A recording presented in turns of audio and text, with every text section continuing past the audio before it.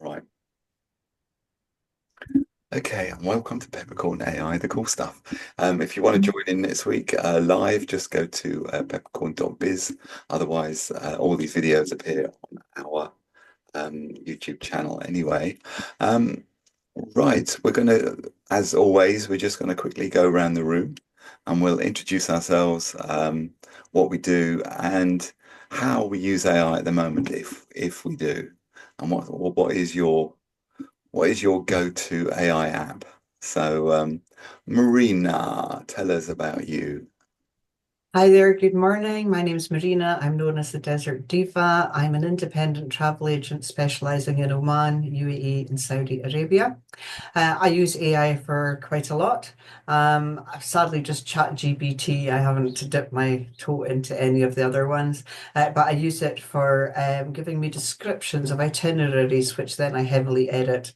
And I've also started using it for business research and just ideas. And that's me. Perfect. Thanks, Marina. Shirley. Yes, good morning. I'm Shirley. I work in health and wellness. So I work with people who want to make lifestyle changes from the synthetic to the natural. So I help people to look good and feel better. I use AI to put out a monthly blog on Steffi's Blogit platform, and I'm starting to use it to develop my weekly work plan. Yeah, excellent. Thank you. Jane. Jane. Oh, that's me. That's I think you said Dave. Sorry. It's that one syllable thing. Yeah, hi everyone. Jane Chakraborty from Invicta Linux. We provide IT solutions to small and medium-sized businesses, focusing on security and privacy. And we build on Linux and open source. And uh, I use AI constantly for almost everything, to check the grammar, to find a recipe, to find out what an incomprehensible medical report actually means. I use about 4 platforms, and yeah, yeah, that's it. It's great. Can't wait. Thanks, Jane. Dave. Hi, I'm Dave Caudle. I'm a fully qualified career coach. I help people who are stuck and unhappy in their careers work out where they really want to be and then make that move into a job that they really enjoy. In terms of AI, at the moment, I've been using it to generate some book titles for a book proposal. And I'm using it to generate blogs and articles for publication on my website and social media. Okay. And which one do you use? ChatGPT or? I use a mixture of Pi and Copilot at the moment. Okay. Okay. Yeah. Yeah, they're both good. And Mike. Yeah, good morning, everybody. I'm a financial planner with Genistar. I use AI on a daily basis. I use the NowSite suite of products mainly, which means I can do pretty well everything using AI as a support. I find it very useful. And I'm David Harrison when I'm not doing Peppercorn meetings and um, web designer and WordPress expert and content writer as well. So I used to spend a long time writing content, and that's a lot shorter now with the advent of AI. It can't do absolutely everything, but it can certainly give you some great ideas and certainly shorten the tasks in the same way that Marina was alluding to earlier. Like it gives you the basis, you then go edit it and put your own spin on it. Yeah. Okay. So thank you everyone. Need to get my notes. I've lost my notes. Um, oh, here we go. Yeah. Okay. It's been a couple of weeks since we last had a meeting. I mean, I was asking sort of what we use, and they're all good, you know, in their own ways. I mean, I subscribe to ChatGPT, because that can probably do a lot of stuff for people. Steffi's product and Now Site both use ChatGPT as a um, as their basis of working. So it can get about 98% of the stuff you need to be done. And if you want a better search facility, then Perplexity is quite good. Although I've seen ChatGPTs being used for search has gone through the roof, mainly because they've not long introduced their search, their Chrome search. So I think it's something there. Images. So the three, I would say probably if you're only having one, I would say ChatGPT. If you're having two, maybe Perplexity. Images, if you do a lot of images, then Midjourney or Flux seem to be the ones that people are going to the most. But ChatGPT will produce, you know, passable images as well. Depends what you're using them for. If you want ultra realistic images, then sort of Midjourney is pretty awesome. Okay, and hi Steffi. Hello, sorry, I was late. I was at the shops and now I'm eating my breakfast. That's okay, that's fine. Do you want to quickly introduce yourself? I'm sure everybody knows you're here, but Yes, just I for the am the video. one and the only Steffi Lewis, 32-year veteran web developer, founder and creator of Your PCM, which has tons of AI built into it. And I've recently come up with a new idea that Marina knows about because, well, everybody knows about it, I think, in some degree. Although I don't think I'm ready to show it yet. I think I might wait till next week, David, if you don't mind. Okay, fine. Need to do a little bit more thinking around it, but it's called My Echo. Yeah, which is quite interesting. So it's like a chat bot, but it's about you. Okay, okay. Hmm. That sounds quite interesting. So I mean, yeah, because obviously chatbots, if you got a website, chatbots are obviously used to be very complicated and very rigid. And now with AI, you can just dump everything into a text file or a Word document. Everything you know about yourself, all your information, just dump it all in there. And AI, ChatGPT or whatever would sort it all out for you and put it all in and answer questions in a chatbot on your website. So there are various options for that. What's the one you use, Steffi? I can't remember. It's Chat base I use. chat based. So I have a system in my own in Your PCM that creates Amy. So I just have tons of questions and answers, but there's variations on the questions. You know, how do I create sections? What are sections? They're like the same variation for the answer. And then that creates behind the scenes a massive page of Q&A. And then you point chat base at that page and it just ingests it and then uses that to respond to questions. So I'm finding that 80% of my supporting queries are handled by Amy. And when she gets something wrong, because I get a transcript every afternoon of stuff that people have asked, I can actually either go in and correct it or add in a new question answer set that maybe Amy didn't know about. You see, so next time the question is asked or a variation of it, then she'll be able to answer it. It's very clever, very good indeed.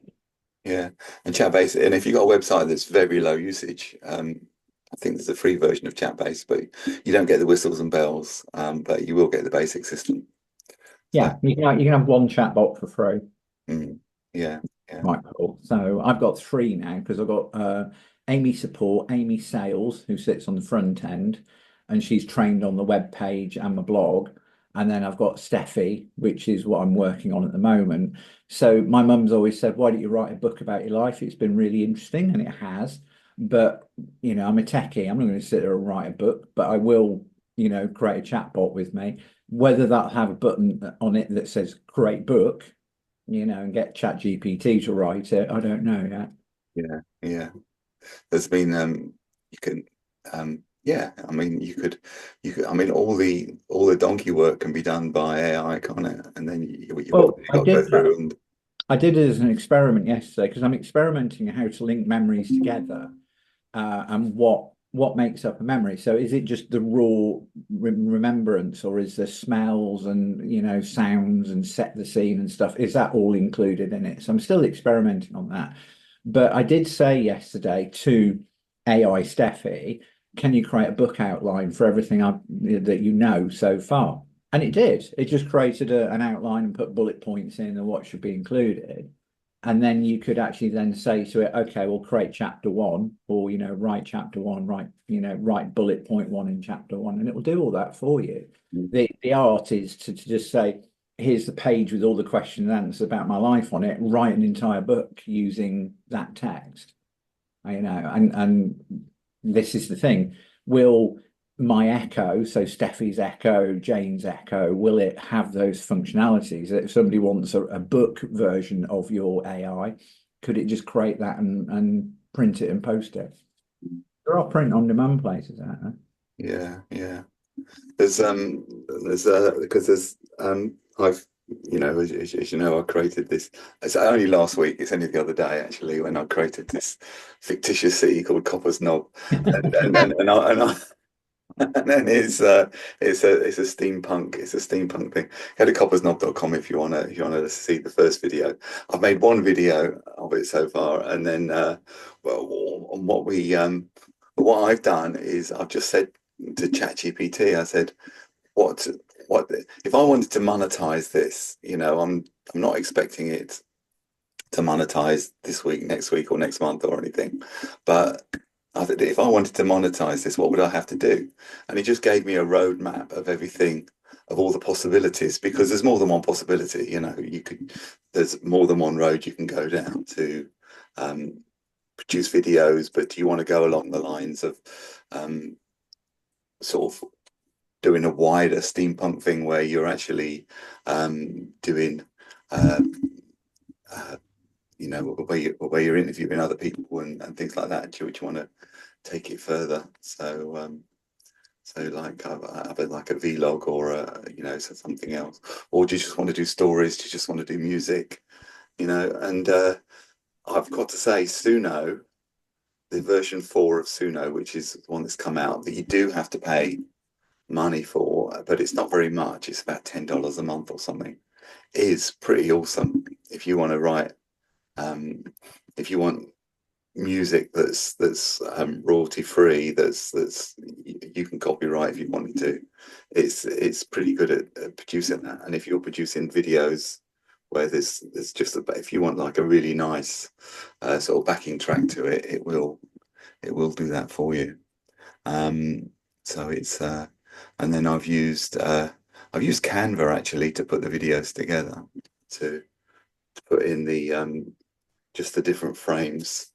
As I've but I'll show you more about that in a minute. There's a couple of other things I want to do. I've been waiting on this list.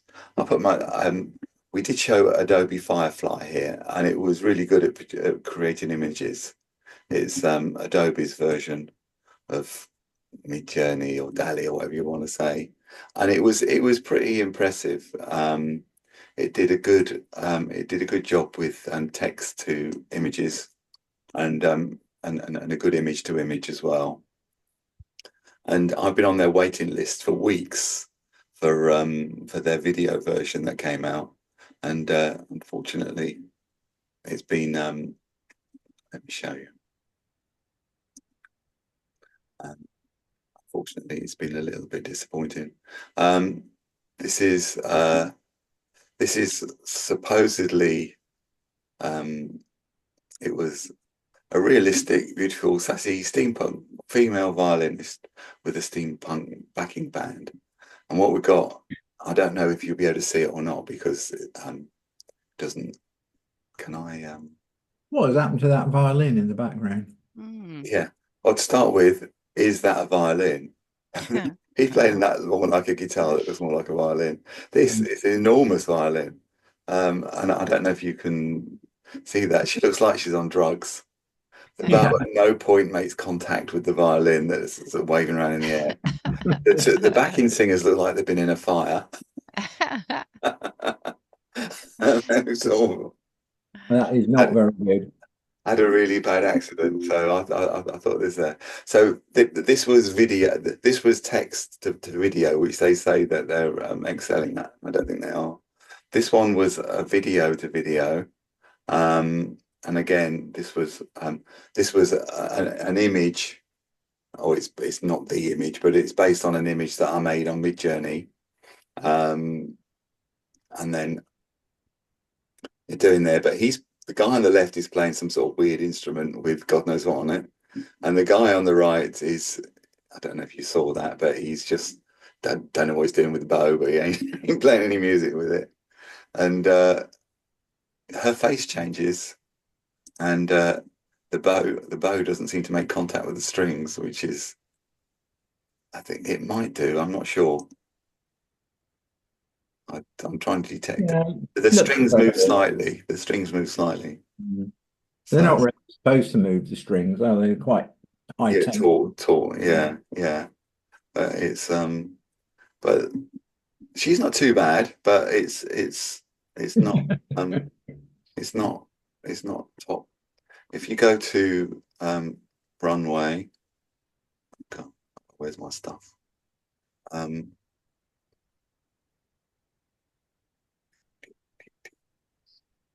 It's his session time now.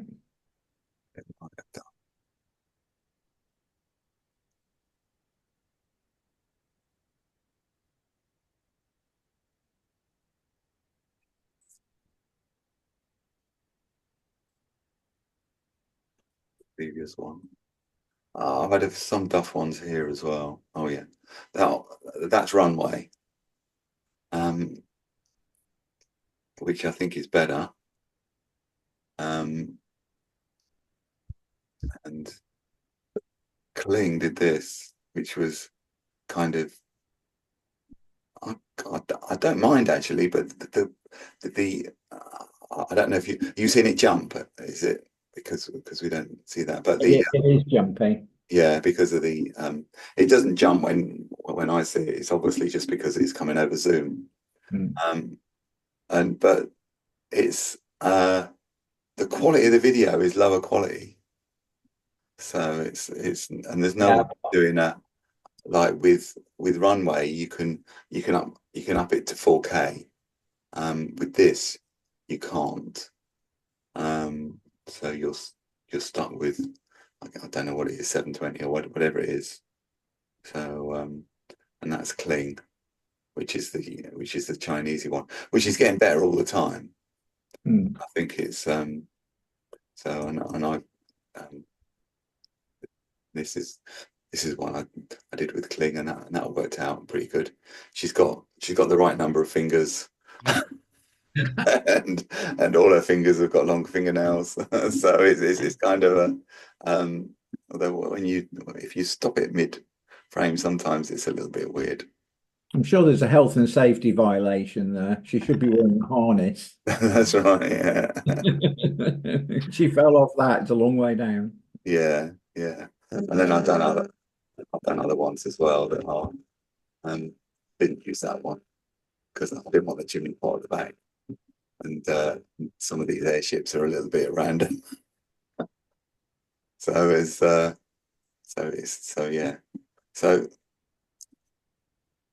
I think that's video. So basically what we're doing is just we're creating an image first, and then sort of videoizing it, if that's a word. Did you? Sorry, David. It's much cheaper to create an image. Images you can create thousands of images for the same price. You can do like 5 videos. So to getting that image right first, these Runway especially seems quite good at carrying out your instructions once you've given it the right image. And you get consistency across videos. Yes, if you use the right, if you use the same person as the input, then yeah. So it's creating that, and it's using, if you're using the same character in different scenarios, then you're going to need the face swap or whatever, you know, to make sure your image, it doesn't do it automatically. You can't, you still haven't got, you can put, yeah, you can put a reference image. I'll have to try that actually. It'd be interesting to see, like, if you've got sort of one guy who's riding a horse, you know, and then you've got him driving a car in another scene. Can you Yeah. get the same guy to drive the car? Which is something that's not been, it sounds simple and basic, but it's not been something, it's not been possible. So I think if you use that image as a reference image and tell it, I haven't tried it, but it would be being attacked by a cat. It would be interesting to see if that works or not, because that consistency is the big issue. It stops you making a film with consistent characters, you know, who are, because you can with Runway you can lip sync, so you can get a character who's talking and give it a script, and it will, or give it a sound file, and it will sync the two things together. So Well, that, you see, the consistency is what Saw is promoting itself on as B-roll for, you know, filmographers. So, you know, the example of the white Land Rover coming up towards a drone, you know, a mountain track. But if the drone moves in the next scene, you're going to have the same assets in it. yeah, And yeah, that's what Sora keeps saying they can do. Although everyone's just faffing about creating, you know, cute little dragons and stuff. yeah, yeah, yeah. I've had a few, fails with I've had a few fails with dragons. But there's I think that was Runway. I think one of my dragons burst into flames. Which, It's like a Discworld dragon, a swamp dragon, not Discworld. yeah, yeah. I was just trying to, I don't know what I've done with him. I don't even know where I created him actually. I'm just trying to see. There's Sora is still not available in the GB yet. no, which is a It's nuisance. really annoying, actually.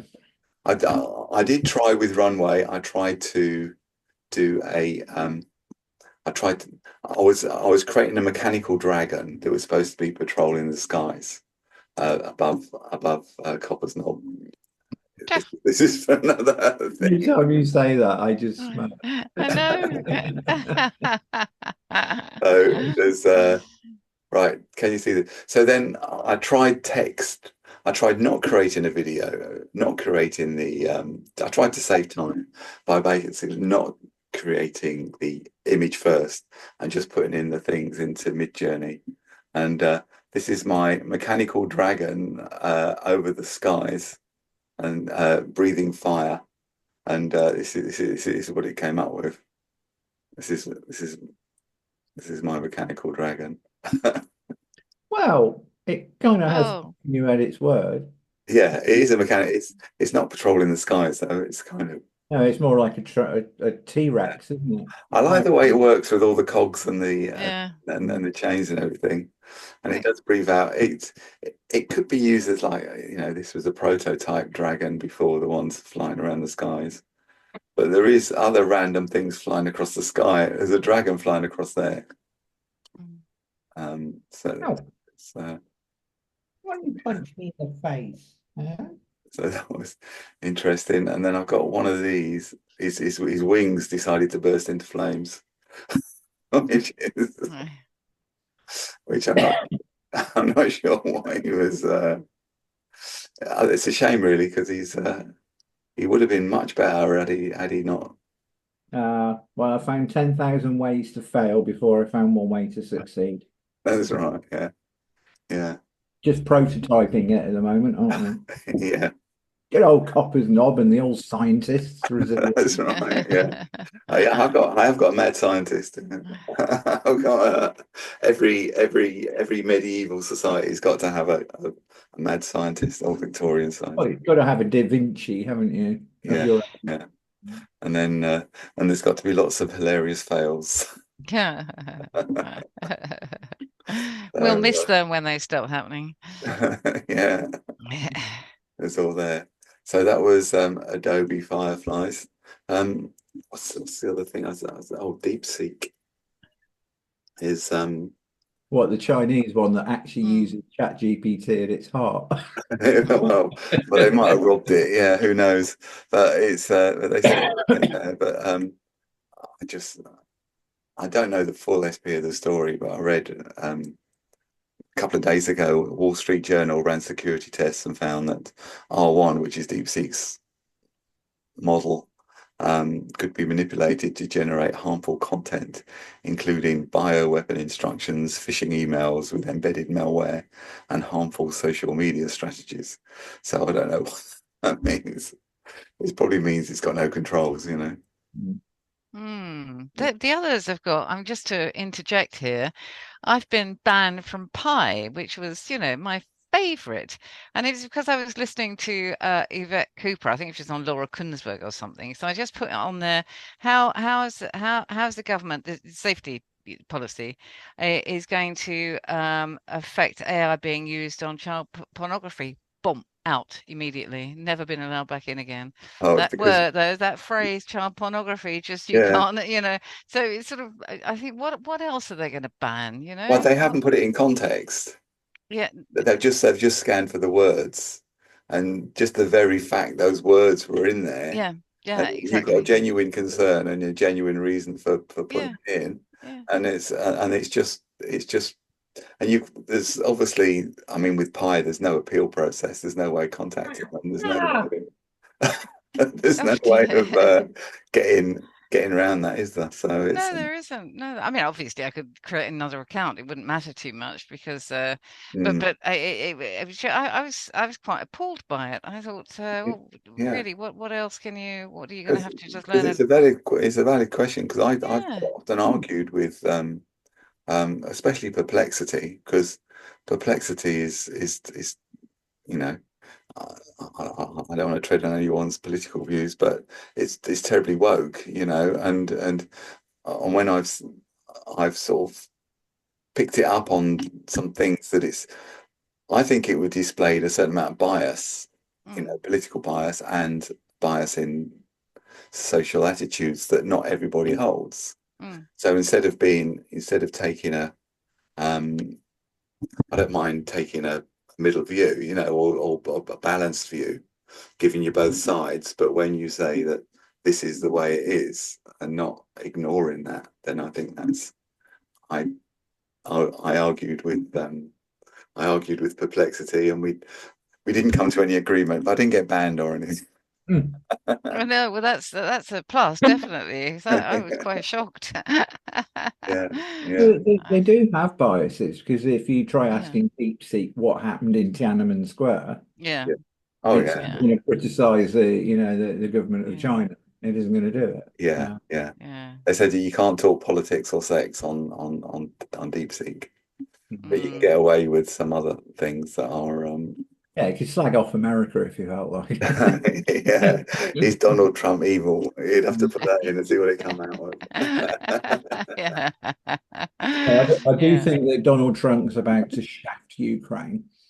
Big Yeah, time. Yeah, that's definitely on the cards, isn't it? yeah, Yeah. yeah. Could I, Yeah. I said yesterday that if I was Zelensky and was about to sign this capitulation agreement, I would fire every single drone I had at the Kremlin just in one big burst, just to teach them a lesson before I went down.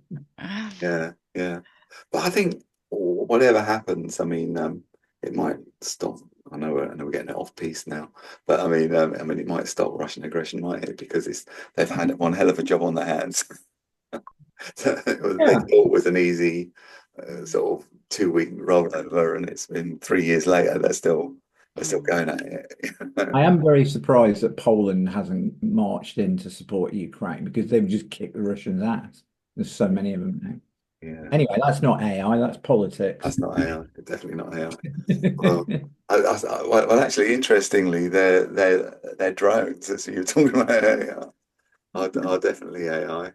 Yeah. And, If I'm Zelensky and I was about to be arrested by the Russians for war crimes to get tried for it, I would do that. yeah, Bye bye, Kremlin. If I'm going down for war crimes, I'm going to make yeah, because sure they've that got everybody knows. apparently they've made tens of thousands of these drones, haven't they? So I mean, because they actually produce them themselves, don't they, in their own factories and things. So they are, and they're quite clever the way they work. Obviously, there are sort of defenses, but whatever you make, somebody comes up with a defense, don't they? So it's I do like the dragon one that they've got that just burns thermite. So they just run it along a line of trees where they think there's a load of Russian trenches, and it just starts burning thermite. And it's like a dragon is literally just flying over, dropping all this burning thermite.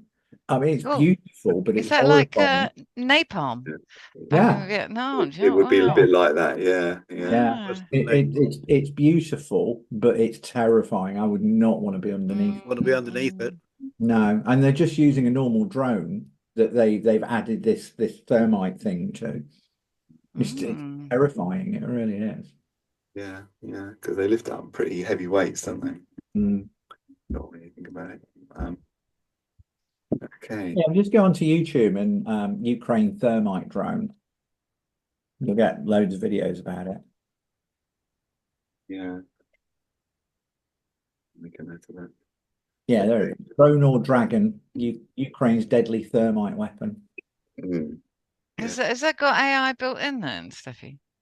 Well, I don't know if it's AI, but it's certainly a drone. Hang on a minute, I'll bring the Yeah, I video mean up. it has. I mean it's got a certain amount of Can I share the screen? yeah, hold on. Yes, let me okay.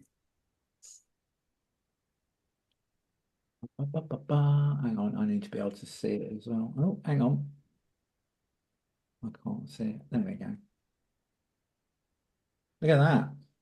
So Wow. that's just a drone and it's just running along the tree line and it's just dropping molten thermite everywhere. Jesus. You wouldn't think it'd be able to have that amount of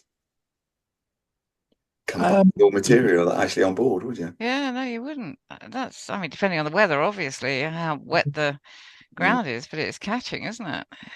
Yeah, yeah. Yeah, but it just sets fire to everything underneath Yeah, it. yeah. If they've got ammunition in there, they've got, troop carriers or whatever, it just sets fire to everything.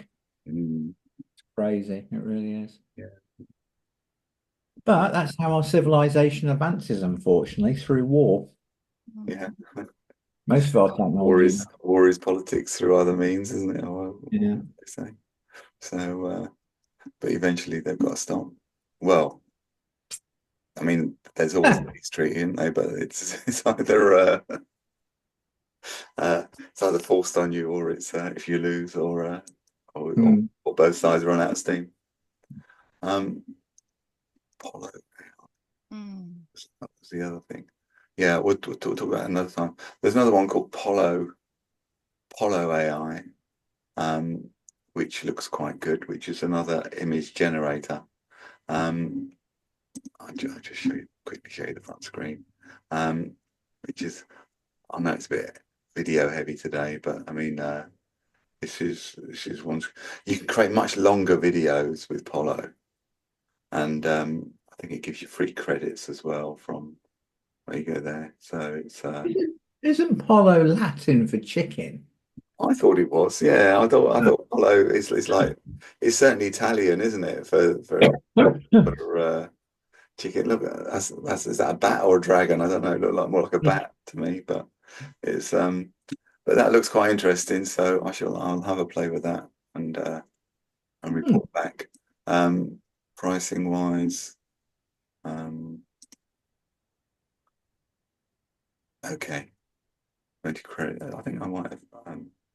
Trouble is that nobody plays yearly, so not quite really. No, I wouldn't on a unknown product. No, you would, but you get 20. You can make 2 videos for free. $15 is not too bad. So I noticed with Runway, you you buy a subscription, which is about $10, then you can top up $12, which is 10 plus VAT, so it's 12. And they charge the same. It gives you the option of paying £12 or $12. So I got them both the same. So I chose $12, and it came out my bank as £9.38. So it's so that would be that's a real crap exchange rate if you use them. So it's something to look out for. Yeah, but you can. There's no way of using it to produce something substantial without paying. But the prices have come down. They've got reasonably priced packages. I mean, when Runway first came out, you couldn't get anything for less than 30 quid a month, you know. Now you can get it for, well, less than a tenner. Depends how much you use. I used all my credits in a week. So, yeah. It's all very exciting, isn't it? yeah. Yeah. I suppose they're scrambling, aren't they, at the moment? It'd be interesting to back the winner. You know, like back in the day, do you remember there were so many search engines, so many, and then just Google just rose above them and just wiped them all out, really, after that. Yeah. I used to use, was it Netscape? I think was the other one. I can remember Google it was called Backrub when it first came out, and it was because I remember it coming out. It's about the same time as I was creating an online shop, and I just used Netscape and Yahoo because they were the two biggest guys. Yeah. So Yahoo was the biggest. Yahoo was a directory, not a search engine, because you just used to submit your sites to that. But now, obviously, it's Google is very dominant. It's like I've seen adverts recently for DuckDuckGo, which, apart from it being a stupid name, their entire marketing campaign is, "We're not Google, you know, we don't track you," and that's it. I'm just like, well, it does exactly the same thing, and I don't really care whether I'm being tracked, you know. So I'll carry on using Google. There's lots of, I mean, Firefox doesn't either, and Brave is another one. There's lots of them around. I think it's good to use different browsers, because sometimes you find that, like, online forms and stuff don't work in one browser, and you have to transfer to another to get them to work, or fields won't, you know, or fill in. But yeah, I do use Chrome mainly, but I'll use Firefox for pretty much everything else. Well, I'm using Google search engine actually more because it's got the AI stuff at the top. Yeah. You know, so I'll actually ask it a question just because it's convenient to do it. And the answers in the top. I don't even bother with the search results. Yeah, I must admit, I've been flipping back to Google quite a lot because I had gone to Perplexity all the time, and now I'm actually going back to Google again. I think because it's just easier than. Yeah, no, I use ChatGPT. I've got the ChatGPT app loaded on my computer, so I use that for the big stuff. But if I just need a question answering, I'll drop onto Google and get that and get it answered there. Yeah. So the next thing I wanted to have a quick thing was prompting, because you see all these adverts on Facebook for 64,000 prompts in a book. But really, I mean, if you look at people like Jonathan Mars and things, they're a complete waste of money. I mean, you can learn how to prompt, that's fine, but actually getting a book of prompts and then looking through for the right prompt for the situation that you want, because obviously you need to ask ChatGPT what it is you want. And sometimes it doesn't give you the right answer, and some people then walk away from it rather than saying, well, actually, I didn't mean that. I want this. You can refine your answers. So you can have a conversation until you get to the right place. So that's just ask ChatGPT, write a prompt for ChatGPT. Exactly. You can. That's what I've done in the past. Yeah. Create this. So what prompt would you recommend to create this image? Yeah, exactly. You can do that. Ask it to write the best possible prompt. But basically, what you have to do is tell ChatGPT what you want what expert to act as, provide the relevant background for the task that you want it to do, ask your question, and always say, please ask me any questions you have, because that's really important. Because if you don't ask it to do that, it'll just give it its best go, which is where all the trouble starts. Or is then it may produce answers that you've then got to go backwards and forwards until you get the right answer. You'll still get by, but I mean, if you say, please ask me any questions at the end of your prompt, it nearly always asks questions. So it's I think that's worth thinking about, because it's and then you've only got one framework for any situation then. So business, marketing, coding, content creation, it works for everything. So it's just faster and more accurate. So prompting's a big thing. And it's as we know, especially, I mean, what I've found out for text to image is you can so easily write the wrong thing. You know what you mean, but this damn computer doesn't. And it's when it's produced a really stupid result, I've actually looked at my prompt and thought, oh yeah, that's why it thought I got a comma in the wrong place, or I haven't been specific about something could be interpreted. If something can be interpreted in two ways, it'll always interpret it the wrong way. That's just Murphy's law, isn't it? Yeah. Murphy's law of AI. Yeah. And the one, I don't know if anyone's interested in. You would have to know. There's an authoring software. It's a cloud-based tool you can use for web design called Figma. I don't know if anyone's come across that. It's you don't need any coding. It's all drag and drop and putting stuff together. So it is learnable by non-coders. And if you create a website in Figma, you can then use something called Bravo Studio to create an app, like a proper iOS or Android app. So there's a monthly fee involved if you create that. Is that a bit like Wix? Well, Wix used to be, the drag and drop. I suppose so. Yeah, it's a bit more complex than Wix. Yeah. It's like a very basic. There are more tools and more facilities on Figma. I haven't used Figma much. All I've done is had a look at it, and it looks fairly straightforward in that you can create what is basically a website or a process. If you click on this happens. If you go on there, this happens. And you can have widgets and databases and things like that as well. So it's quite interesting. And then you can create, once you've created it on there, you can then create an app. It's just because if you got somebody to create you a proper app, it would cost you quite a lot of money. So if you're an amateur, then obviously using Figma and Bravo Studio is a good way of getting through. So it's as if you've got anything that's suitable for an app, So it's I mean, there are the advantages. There are advantages with apps, and it's always sitting on someone's phone,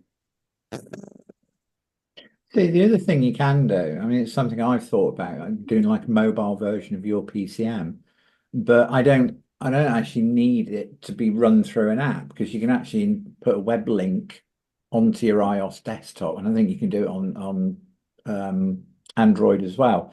And then you just open up a window that's designed for mobile. Yeah. So you've got it's all like a web app, isn't it? It's like so it becomes a web app. So you just say save that to your desktop, and so that's one of the things that's on my to-do list. Yeah. But it would be nice to be able to, I mean, doing a login page is fine. How do I handle the camera for the app, for the business card scanner? How do I handle Touch ID, login, that sort of stuff? So there's lots of things around it that I might need to work out, but the actual general creating an app to run on a mobile is not that hard. No, no. So it's yeah, yeah. There's lots of other things considered behind it though, and some companies specialize in web apps, and they're way cheaper than having an iOS or an Android app in the Play Store or Apple. So it's we're doing is what's this other little thing we've got is symptom checker. I don't know if we did this before or not. It's just that it was still on my list, so I assumed I didn't get around to it. This is people use Dr. Google, don't they? Yeah. They've got if they've got a symptom, and this has got another this is a symptom checker, so you can key in. It's just called it's free. There's no way of paying for it, I don't think. It's American because it tells you to call 911 immediately in case of medical emergency. Don't just say, "Oh, he's having a heart attack. Let me go to symptom checker." Yes, he's got chest pain. Yeah, he's gone blue. He's stop breathing. Oh, that's not good. I mean, it's probably not a great idea, but it's so you can put in. I did try a couple of things, and it was I'm going to make something up. This is not made up because this is me, but I mean,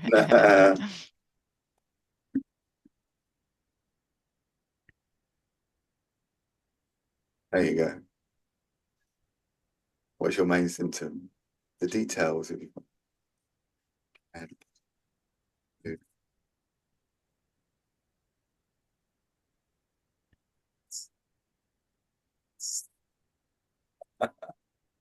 Well, you know the answer to that is don't move your arm backwards.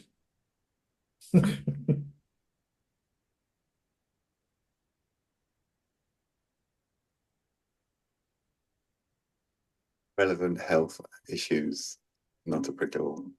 So it's social history, Oh. drug abuse. No one's going to admit to that. I'm just going to leave these. Yeah.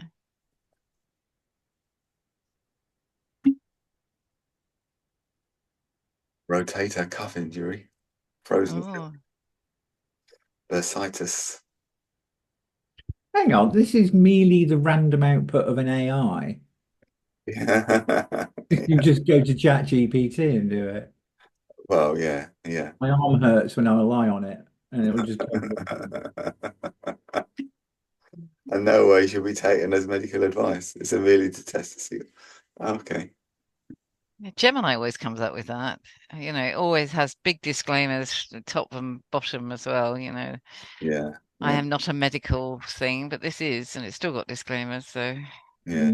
And it is, it's obviously it's using. I've never got this far with it before, but it's obviously as I was saying earlier, lots of things use ChatGPT because of the API and things. It can you can just plug into its data. You can plug into it yourself if you want. It's and he's obviously I don't know how many people buy him a coffee, but he's got the buy me a coffee thing up there.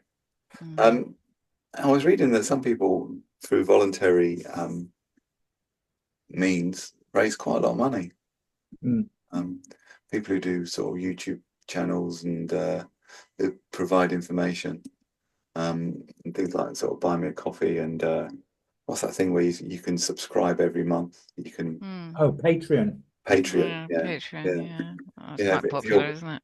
Yeah, if you're producing something for someone and they're using it and they might think, well, that's worth £5 a month, It's not going to break their bank. And then if enough people do that, it can be it can be substantial. I know there's Paul M. Cooper. He's a historian and a novelist. He produces a lot of YouTube videos and they take way more time and things than some of his videos are like 3 hours long and things, and they've obviously taken a lot of research and he's employed a lot of people to produce it, and he works with money from Patreon, so it's There are some lesser known bands as well keep going because of money they get through Patreon helps them. You know, it probably doesn't pay for their time and it wouldn't give them a rock star salary, but it would pay for their sort of van and transporting their gear around the country and things like that for their gigs. So is there anything you want us to talk about next week? Is there are there any is there anything, what is it you're doing on your in your business that you think would be nice if something did that? It's because it's I'm still toying the idea of, is it possible to create a fully automated business? yeah. I'm doing a lot of thinking around that. I might actually start blogging about how you can do it. Yeah, there's because it is there are I've seen I've seen there's loads and loads and loads of more websites coming out all the time with AI stuff on it, and I start glazing over sometimes because it's just stuff that's you think, well, I've seen this before. It's just redressing something else, but doing like workflows and things, which obviously a fully automated business would need.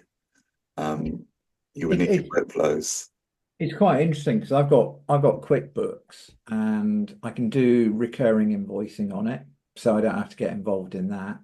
And then I can set up rules in the banking, so all I have to do is fetch it, and then it'll just process it all itself. So I'm not doing fully automated invoicing and bookkeeping, but it's 99% there. I just have to hit the occasional button, which is quite useful. So there's one of our partners that have just launched this thing called Eloquence, and it sits with on your email, basically, whether it's Exchange or whatever it is. I think it's only a couple it works with, and it just automatically you train it, and it just automatically responds to any email that comes in. I don't know. I'd be very, very worried about implementing something like that right now. But I suppose, in years to come, or maybe months to come, it will become far more sophisticated and perhaps take on more of you. Because at the moment, the 14, whatever it is, personalities and so forth, so you plug it in and then they'll replicate something to do. Or give it enough of your own material and it can replicate your style perhaps. So but still to give it free range to do that is, I think, it's a bit and it could be arranging appointments for you and all sorts, so it's really important to keep your diary up to date because hey, it's no problem, we'll have a chat next Wednesday morning at 9 o'clock.